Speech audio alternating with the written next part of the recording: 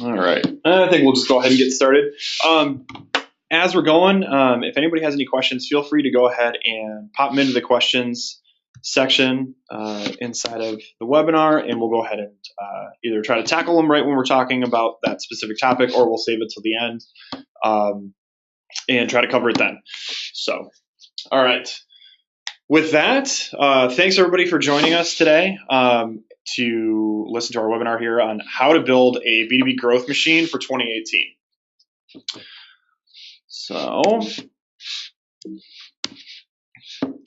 to give you guys a little bit of background about the Whole Brain Group, so we are a digital marketing agency that really specializes in helping B2B professional service manufacturing companies really understand how to connect with their buyers and leverage digital marketing or traditional marketing to really connect with those buyers to actually generate some true business results for their teams, and really trying to work to connect sales and marketing together to work more efficiently to drive those results for their organization.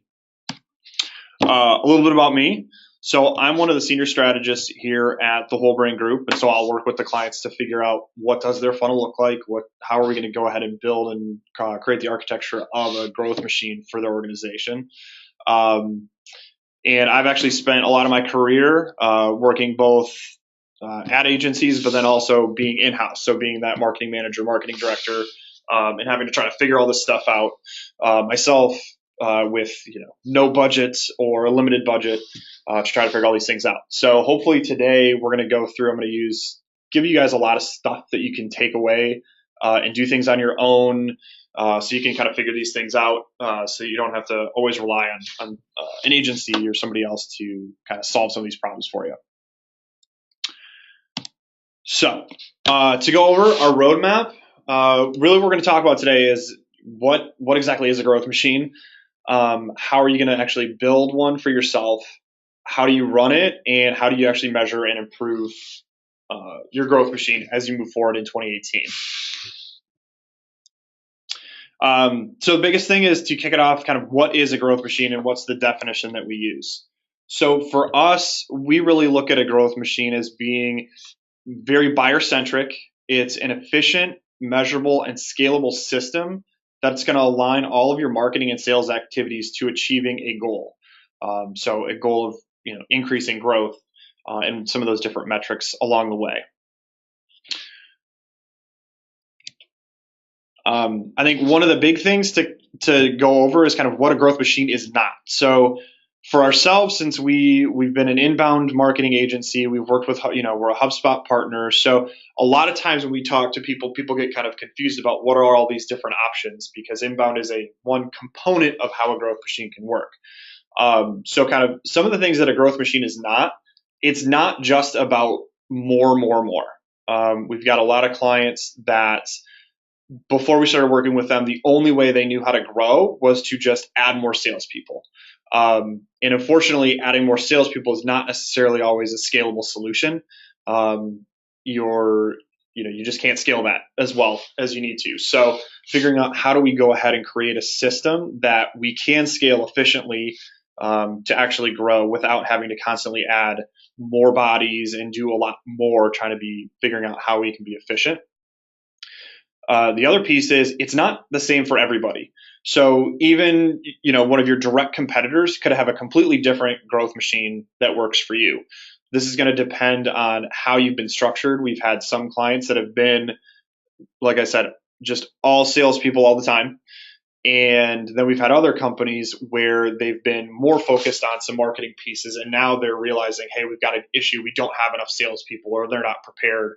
So we've got a couple different varieties of ways that you can have challenges, even if they are, direct competitors.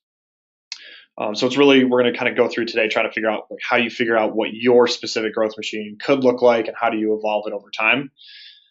The other piece is it's not something you just set it and forget it. It's definitely, if you think about it as a machine, as an engine or something like that, you need to constantly do maintenance. You're trying to make it so it just kind of run on its own as much as possible. But you do need to do maintenance. And if you really want to amplify growth, you're going to have to make some of those changes, do that tune up, add some new bell and whistle onto it.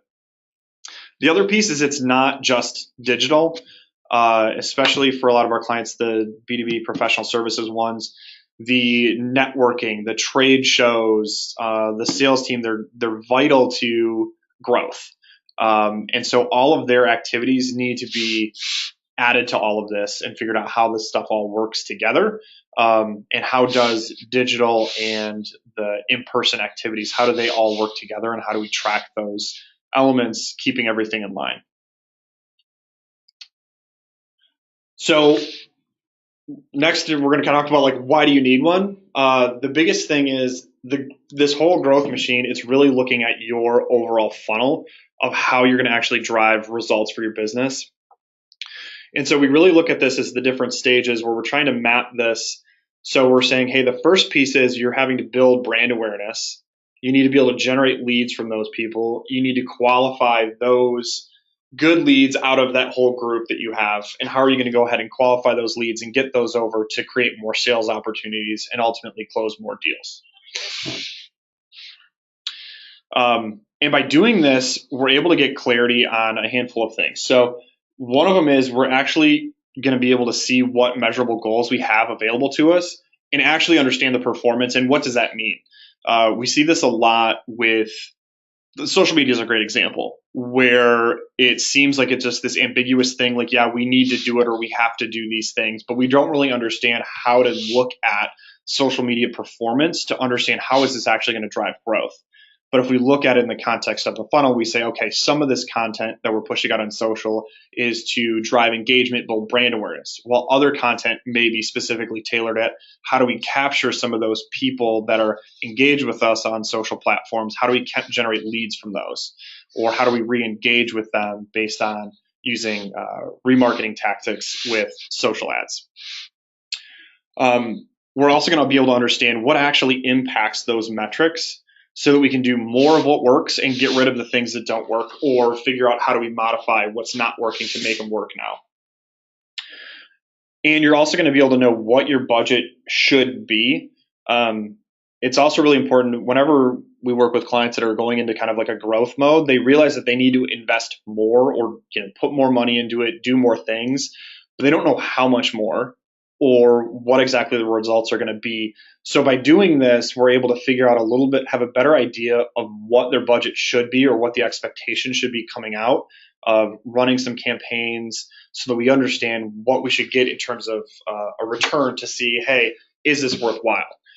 Again, since we work with a lot of B2B professional services companies, we're not dealing with, an 18-day sales cycle. We're dealing with like an 18-month sales cycle. So it's really important to understand what some of those metrics are along the path, so we can say, hey, we anticipate that of these 300 leads that we generate, 30 of them may turn into opportunities, things like that. The other piece is that it really helps to align your marketing and sales teams together by really giving them a clarity of how do these pieces impact each other. So when marketing creates content and they start sharing it, how does that impact sales, and how can sales give feedback to marketing that says, hey, these people, our prospects, are saying X, Y, and Z. The content isn't resonating with them. We need to figure that out. All right. So now we're going to kind of go into a little bit about how to actually build your growth machine and what you need to do to kind of get it up and running. So the first piece is, and this is vital, is actually defining the numbers.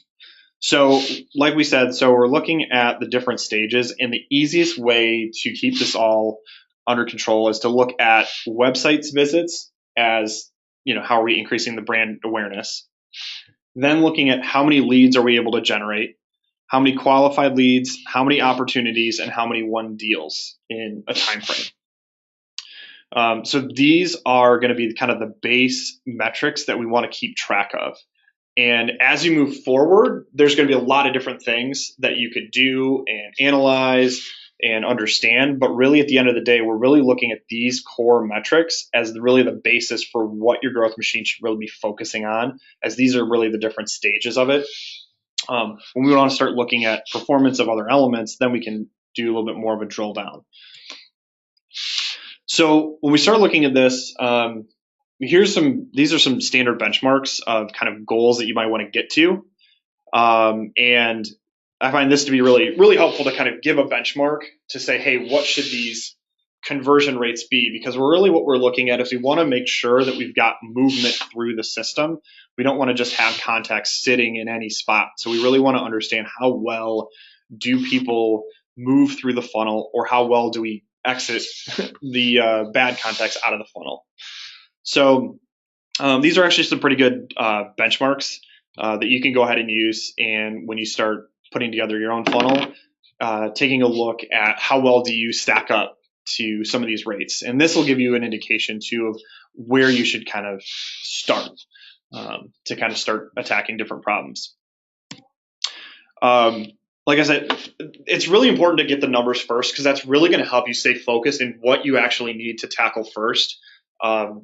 We run into this with our clients all the time, where just a little while ago, we had one client who wanted to really invest in pay-per-click ads. And they said, hey, we need to build brand awareness for this new product that we have that we're bringing to market.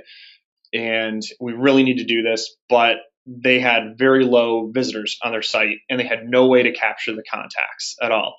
And so when we started looking at the data, we looked at it, we crunched the numbers, and we said, well, to get your lead goals, you'd have to spend over $50,000 a month just on pay-per-click.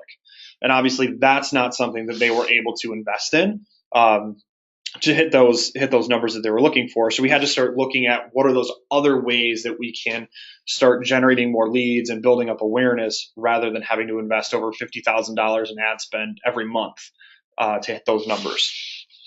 And so that just really helps to give the clarity and the context for people, especially if you're, having to have other people involved in the budgeting conversation. This helps you give some clarity of saying, hey, our biggest problem is we have brand awareness, we have visitors to our site, but we have no way to capture them.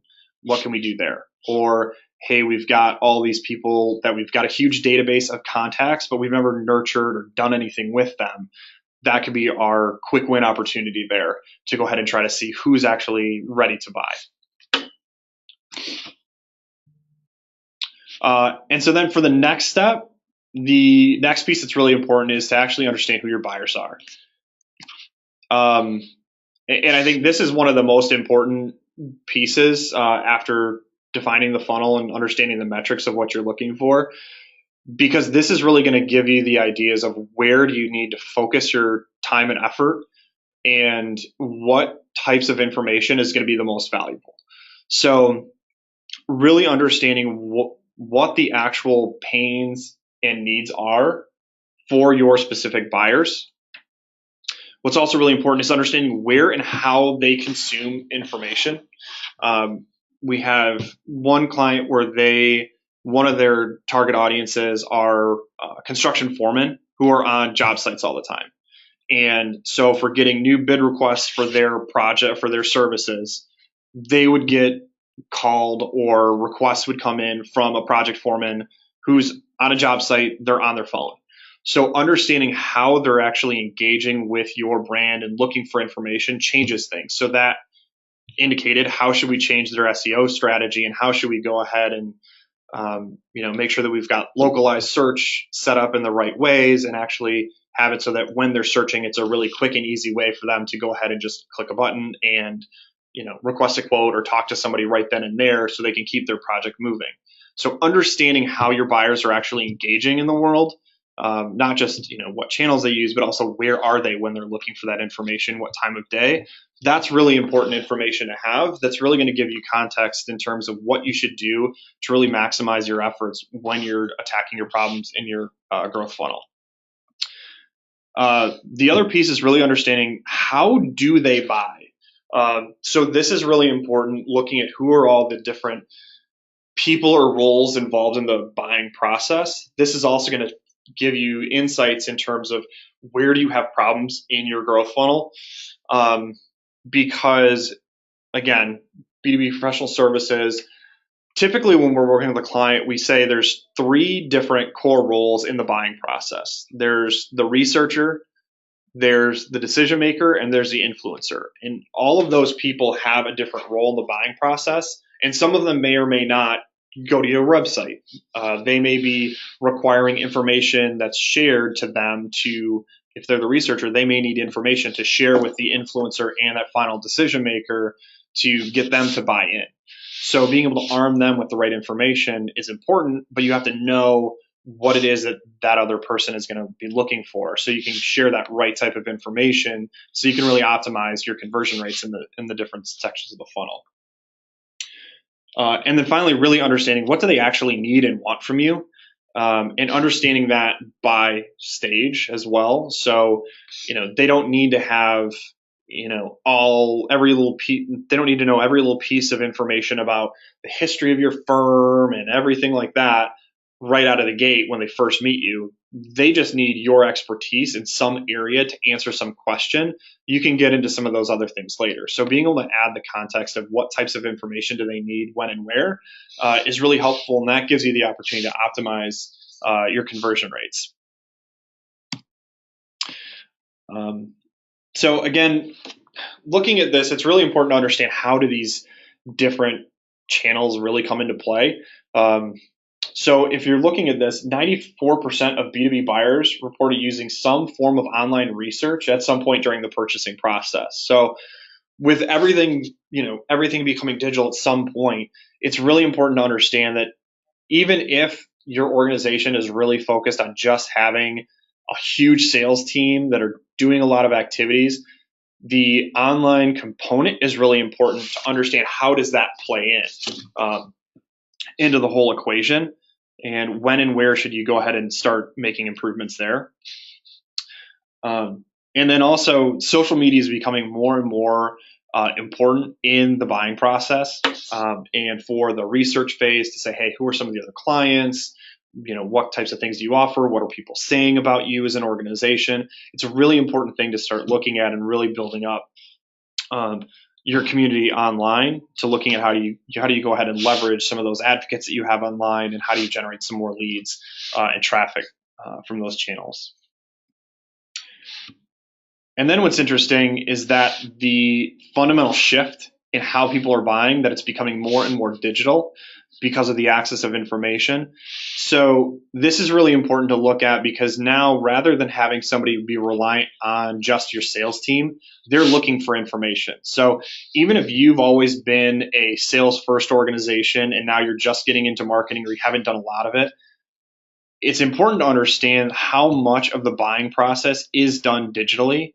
And so if you have been a sales first organization and you don't have a lot of that information digitally, you can bet that they're finding it somewhere. And do you really want it to be your competitors, or do you want to kind of create that home field advantage for your sales team by having that information out there? So now we're going to kind of go over how do you actually design and build this machine for yourself, kind of what's the architecture kind of look like. So there's a couple things that you absolutely have to have. So the one part that you have to have is you have to have a website. You've got to have something that they can find and go to. Don't be worried if you think your website is absolutely terrible. There's a lot of other opportunities that you don't necessarily have to blow up and have a brand new website to start generating results fast if that's what you need. You can go ahead and do things piecemeal, or drive people to different locations.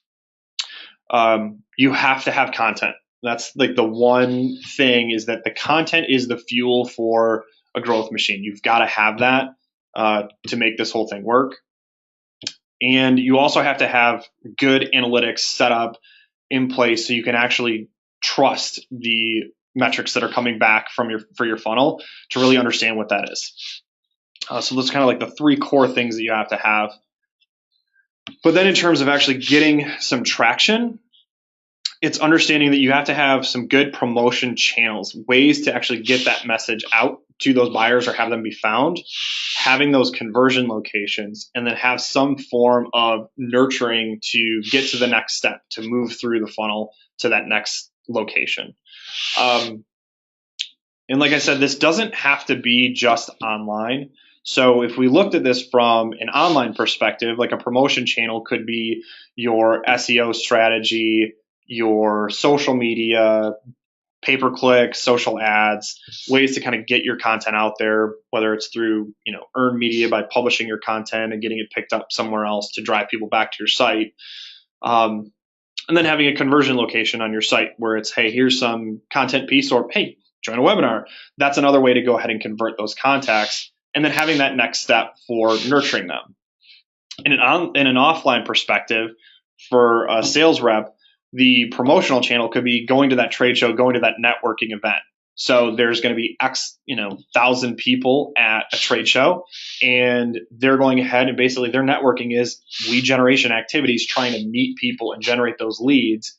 And then when they come back from that trade show, then they're looking at how do they nurture and kind of move those people through the funnel. So you're looking at those different activities and really looking at your growth machine as being important in capturing all of that activity and how do those two pieces work together.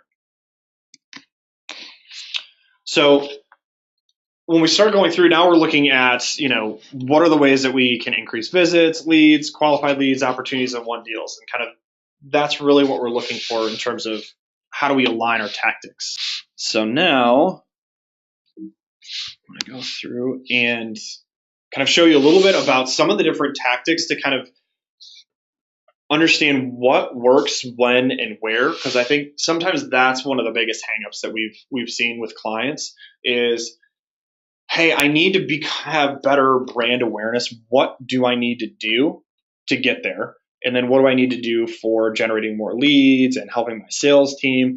And a lot of times what we run into is that we end up using the wrong tactics or the wrong channels for solving the actual problem that we have.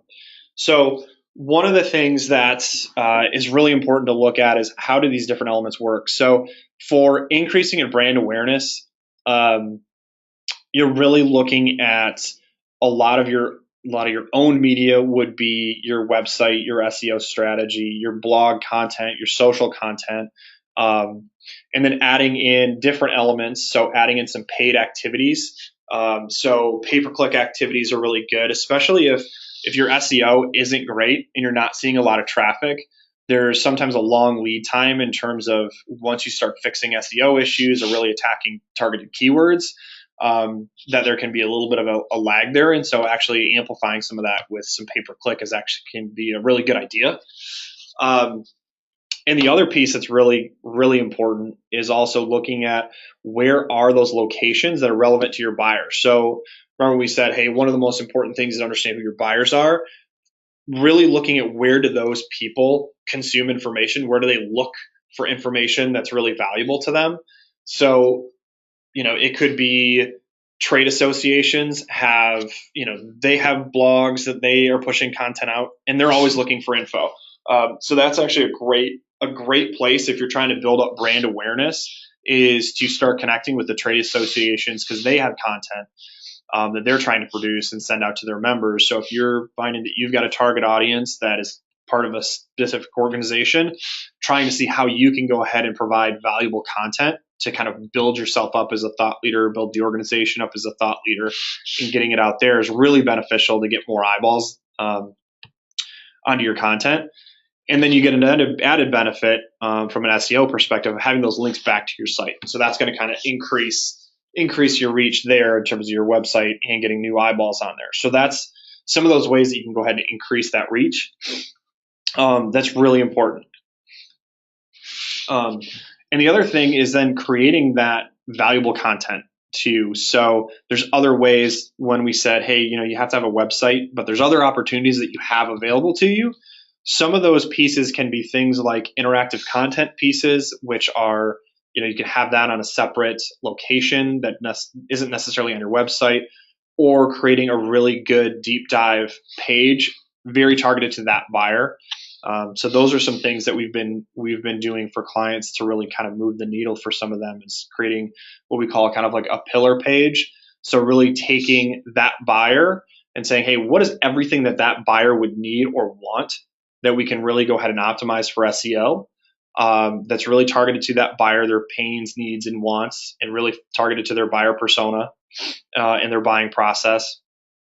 And then that's a great place to go ahead and drive people back to from those different content from trade associations or other publications as well. then it's really important too to have the right types of content to share to kind of capture some of those leads and really bring them in. The one thing that one piece of advice is that you don't have to make something into a huge ordeal.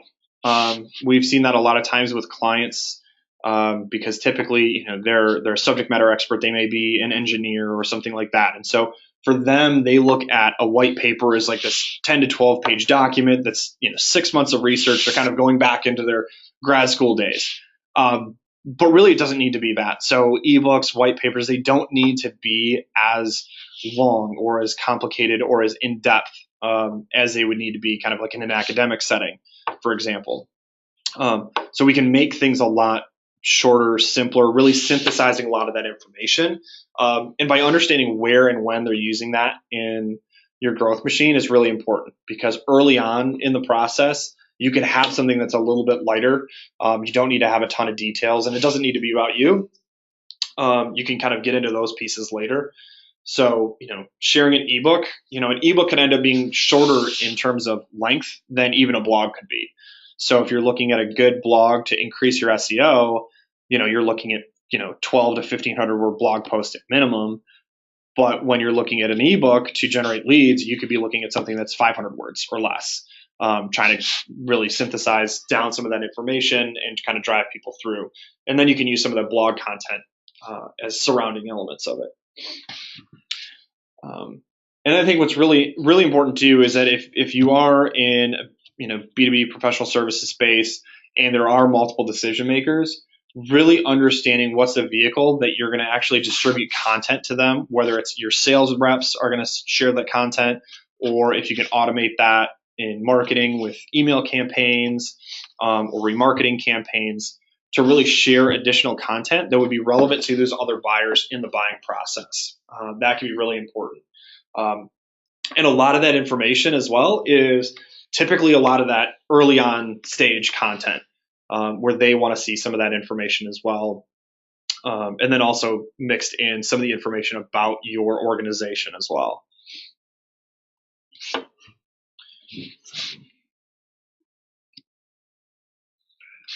And then I guess one of the things I want to do too is kind of show you the base architecture of a campaign, of a way to kind of how do all these pieces work together when you're putting together your machine of saying, okay, what do we have? What do we want to work with?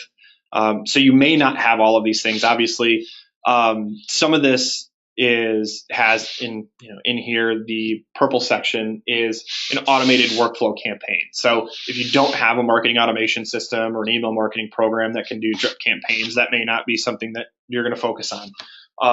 But it's really important to go ahead and look at what are all the different elements that you have in place that you could use to go ahead and optimize some of the results. So really looking at picking that pain or that problem that your buyer has, and that's kind of your goal, that core asset that you'd create. And then it's creating all that surrounding information that's really going to get those people to there. So we've got that conversion asset, that conversion point. It could be, such as this webinar or, some other content piece. You're going to have social content that you're going to provide that's going to drive people there. You want to make sure that in terms of all the people who are getting to your website, there's a clear path that's relevant for them to get to that goal.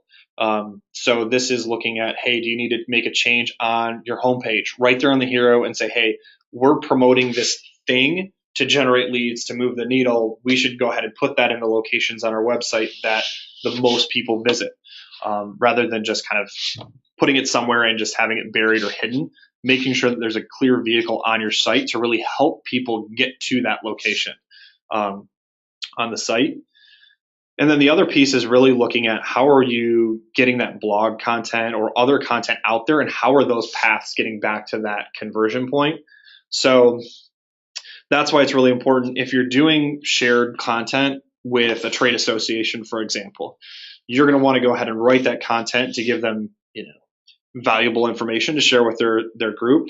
But if you've got some conversion type content that's relevant, weaving that in as well in a link inside of a blog or something like that will drive those contacts back to that conversion point. And that's a really important thing to add in to any of the content that you're sharing is making sure there's paths back to key locations on your site. In the blog content, whether it's on your own blog, whether it's shared content that you have somewhere else, those are really important. And then that also gives you an opportunity. There's more social content that you can go ahead and push out there to kind of build that community and that network for you. Because again, when we look back at those stats, that the social media channels are really important for the buying process. And one thing that's helpful by looking at your buyers is understanding which social profiles are actually relevant, so you can focus your time and effort there. We're seeing a lot of activity on LinkedIn for businesses, as you could guess. But we're also seeing kind of a dip in terms of Twitter engagement. So that was one thing that we worked with one client on, where LinkedIn had a better grouping of contacts that we're going after, but the community that we generated online for them was small. So what we did is that we decreased the amount of Twitter content that we were pushing out in a month, and doubled the amount of content that we were pushing out on LinkedIn. What was interesting to see is that the overall reach and follower growth on Twitter did not decrease. It actually increased over the previous period, even though we drastically cut the amount of content that we were producing. But then on LinkedIn, we had a massive growth by pushing out more content. And those contacts generated more leads and ultimately a handful of customers for them as well over that time period. So it was an interesting way to really refocus which types of social channels we were using and how to go ahead and generate some of those results. One of the things too that's I think beneficial is that you can see how well you can generate content. I know one of the problems I always had when I was working in-house was, how in the world am I going to generate enough content without having to strain resources? And so this was a really important thing, was seeing like, okay, you can create a handful of social posts and things off of a single blog to drive contacts. So you can kind of keep everything consolidated. All right. So now how to actually run the thing. So like we said, the kind of must-have things are a website, content, analytics. You're really going to need to figure out a mix of what type of content you need to have. So you're going to have a mix of owned media, earned media, and paid media. And so the owned media is any of those assets that you control, that are yours, that you have access to. So that's your website, your blog, your social channels. The earned media are going to be things like the trade associations, where you're earning their respect and giving them content. You're kind of earning your content to live on those different places and pulling people back to your site. And that's actually probably one of the more important things to focus on, especially if you're trying to build up the brand awareness. That is really one area to really focus on, is how do you go ahead and get your content, your information in front of those people that are the right buyers for you. And then paid media as well. So if you're really focusing in on the awareness component, paid media is also going to be a really, really important element to focus in on to go ahead and amplify the reach of your content. And then a handful of things you're going to kind of want to have. Actually, Google Analytics should probably be over in the must-have. But Google Analytics is great. It's free. And making sure that your Google Analytics is accurate. That's one thing that's really important, to make sure that is accurate, that's running smoothly, so that you have really good trust in terms of the information that Google Analytics can provide. Then in terms of some of the wants, two of the ones that we love to use and we use with a lot of our clients are, one is Databox and the other one's HubSpot. So Databox is just an analytics platform that really, all it does is it's a data visualization platform, but it takes data from all sorts of different cloud-based systems, and you can kind of merge it all together. So that becomes really helpful for us when we're looking at the funnel data, when we're using different systems to bring in numbers, so that we can really see how that funnel works. And then HubSpot, we like that because it really encapsulates all of the different elements that we're interested in from a funnel perspective. It holds it controls a lot of the different elements that we're looking at in terms of how are we going to go ahead and push content out, how are we going to drive them in, how are we going to track this information.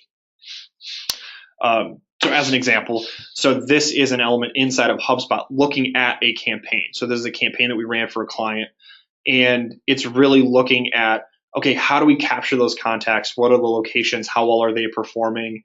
And what are the different activities that we're doing to promote that content, either to existing contacts to kind of nurture them and pull them through the funnel, or to new contacts, and really giving us the ideas of, okay, how do we go ahead and make those adjustments in terms of, hey, are we getting, the calls to action there? So the CTAs on the website of saying, hey, we've got this thing, this campaign, how well are people clicking on these different CTAs that are on the site? Are we able to convert those and get those people to those different locations so we can kind of pull them through the funnel?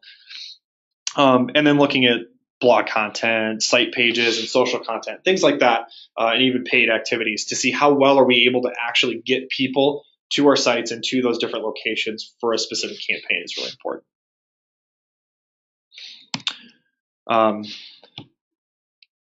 And I think one of the things, I'm showing you a quick ebook that we did for a client, so EOS Worldwide. And this is something that by understanding your buyers, you can drastically improve your lead generation activities by picking the right content that is something that is incredibly valuable to your buyers. So this is nothing more than like 25 something terms in their definitions. That's it. There's nothing more to it. It's just really simple, but for any company that's running on EOS, they have their own language basically that they speak. And so that's something that people find very valuable and important. So in terms of creating a piece of content, this is actually a pretty easy piece of content to generate. The definitions already exist. They've written a handful of books and the definitions are inside of those books. So it was just pulling some of that information out. But this is something that's really valuable. By understanding the buyers, we're able to amplify the benefits of this content piece and actually able to improve our lead generation activities. So you can kind of see in terms of the visitor submission rates and how many new contacts we're able to generate. It's a really, really high number of new contacts and nurturing contacts through the funnel, just by picking some content that's really valuable to them. And it doesn't have to be this huge in-depth effort. I had another content piece that was a calculator for a group for manufacturing companies that were looking to report on conflict minerals. If you don't know what it is, don't worry about it. I don't want to go into it. But it originally had been a PDF and it had really low conversion rates. And all we did was rather than exporting it as a PDF, we just shared it as an Excel file. And all of a sudden, just by giving them the raw Excel file so that they could use it on their own, that drastically increased the results of the campaign. So it went from having a 15% conversion rate to all of a sudden a 75% conversion rate simply by giving them the Excel file versus a PDF. So by understanding your buyers, you're able to actually get better results from your lead generation activities by giving them content that's actually relevant and useful for them, so you can capture them better. So then finally, the how to measure and improve. So this kind of ties back to kind of the poll questions when I was asking you, like, hey, where do you think you've got this problem and how do you fix it? So by being able to actually understand, hey, you feel like you've got a problem in brand awareness, lead generation, some of these different activities. Now you can say, hey, I'm going to pick one of those problems and I'm going to stay focused in one section of the funnel and just tackle that problem and move the needle and solve that problem there. When we're working with a client, that's typically one of the biggest problems that they're facing, is that they're trying to do so much at one time and you can't solve every single problem at one time. And so really being able to stay focused on understanding, hey, we want to move the needle for these core metrics, that's it. And then just picking one section to deal with at a time really makes it more manageable. So if you say, hey, my issue is brand awareness, I really need to get more eyeballs out there. Okay, great. Well, you kind of know there's a handful of things. So you're looking at your SEO strategy. You're looking at what types of earned media opportunities do you have to go ahead and increase eyeballs, and your paid media.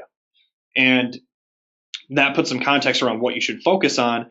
But now you can say, okay, which one am I going to deal with first, or what's my combination of things that I'm going to deal with at one time. So you can really kind of move the needle. So if you don't have an earned media strategy, don't have a content strategy in place, then that's going to be a longer project to figure out in terms of what types of content you need to create. But your social and paid activities might be a quicker win, because you can say, hey, I know that for this buyer, I want to show up for these 5, 10 keywords. Well, great. You can go ahead and start fixing things on your website from an SEO perspective there. And you can go ahead and start running pay-per-click campaigns specifically targeting those keywords to go ahead and increase that traffic and increase that brand awareness there, while you're kind of getting the earned media content plan in place. And same thing with leads and generating more qualified leads. There's different things that you can do. So staying focused. So if you've got a really good process for building brand awareness, but you need better leads, it's really looking at what types of content you need to have and what's a really good vehicle for capturing those leads in place. So, and it doesn't have to be a huge change. So for us, we've done things, you've probably seen this with like pop-ups on the site, things like that, where, hey, they get good results, they generate more leads. Figuring out where other locations that you can actually add locations in to generate more leads. And same thing, qualified leads. Do you need or want an automation system that can do some nurturing campaigns and really use buyer behavior to understand, hey, what are the next things that they would need, and kind of drive them to those different locations, and lead scoring, things like that, so you can hand off good qualified opportunities to your sales team.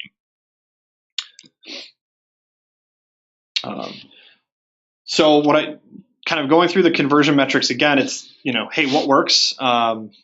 And what are the kind of the rates that you're looking at, so that you can kind of make some adjustments. So this is a quick little onto the side. That's a little screenshot of from DataBox, looking at what does a funnel look like. And so this is pulling in data from both Google Analytics and HubSpot, and from a separate CRM to say, hey, where are all these things coming from, and how does the funnel actually look? And so that's one of the reasons why I love having something like a DataBox, where we can pull those pieces in, so we can look at the funnel really quickly and easily and understand, hey, how are we progressing? How are we moving in a time frame? And so this is DataBox. So this is looking at a bunch of pulling some data in from HubSpot, but it's really looking for us. We were looking at an area, we had a problem where we were saying, hey, we've got a lot of traffic, but we're not able to generate enough leads from some of these different locations. So what are some different opportunities that we can do that are kind of those quick win things? So we looked at how to develop a B2B ideal customer profile as a blog post. And when we were looking at this other column, the top blog post by click-through rate, one of the things that we noticed was that previous to this month to date, that how to develop a B2B ideal customer profile never showed up, because there was no way to capture those contacts on that blog post. So, all right, well, we looked at that and we said, hey, we've got a ton of page views on that, but we don't generate any contacts whatsoever. What's the one quick thing we can do? And so we said, hey, we've got this template on how to create a B2B ideal customer profile and buyer personas. That's an Excel spreadsheet. Let's just add that thing in there. And immediately it went from nobody clicking on anything to now 4.6% of the visitors are now clicking on that. So, in just 1 month, that's, 270, roughly 270 contacts coming in just from that one quick little change, something we already had, looking at opportunity and just putting it in there. So being able to see that data and understand where your problems are really makes it a little bit easier to go ahead and tackle some of those problems. And that also ties back to the, you don't leave it, you don't leave your funnel and your growth machine just kind of sitting there. You're always looking at little things to tweak and little optimizations that you can make on it, rather than saying, hey, we've got to change this whole section or add something new to it. Sometimes it's just the little tweaks that are really valuable.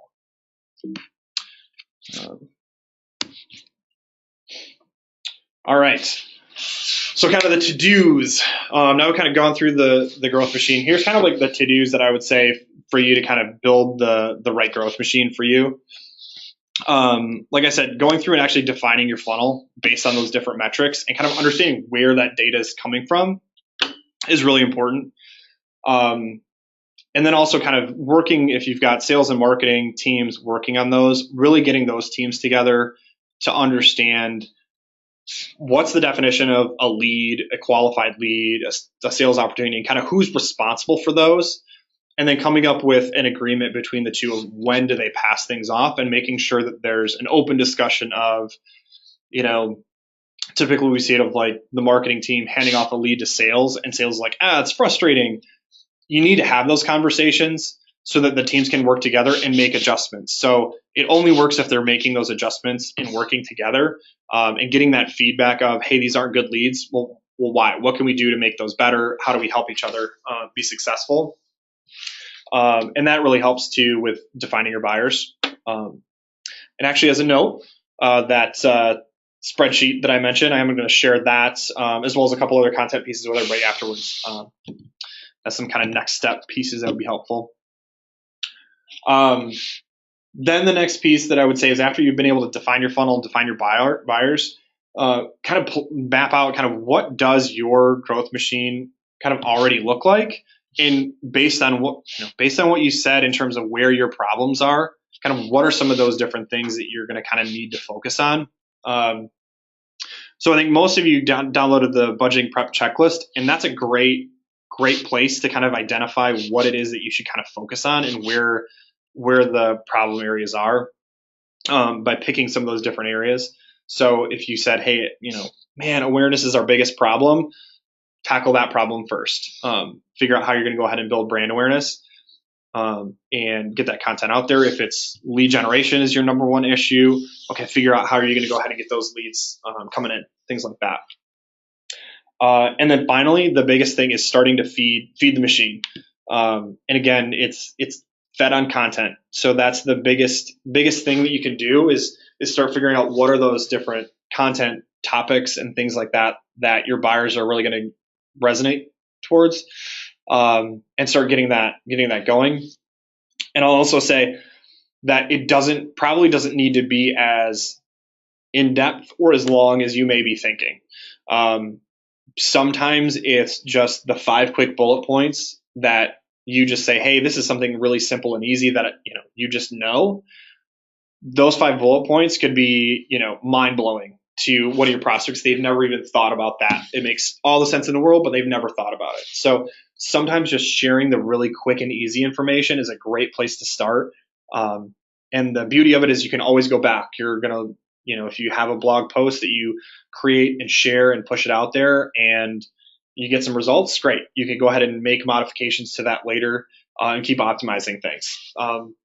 I know that's something that we've been doing for a while now, is looking at old blog posts that we say, hey, that content's really good. What can we do to get more legs out of it? Can we get more visitors, more views out of something by changing the keywords in it, or restructuring things, or adding more links, things like that. So we can really look at ways that we can optimize it. Excellent. Thanks everybody for joining. Feel free to, if you have other questions that we didn't cover today, feel free to go ahead and shoot me an email at bjessup@thewholebraingroup.com. And again, we'll be following up with some more info. And thanks again, everybody, for joining. And I hope you got a lot of information out of it. Thanks. Bye, everybody.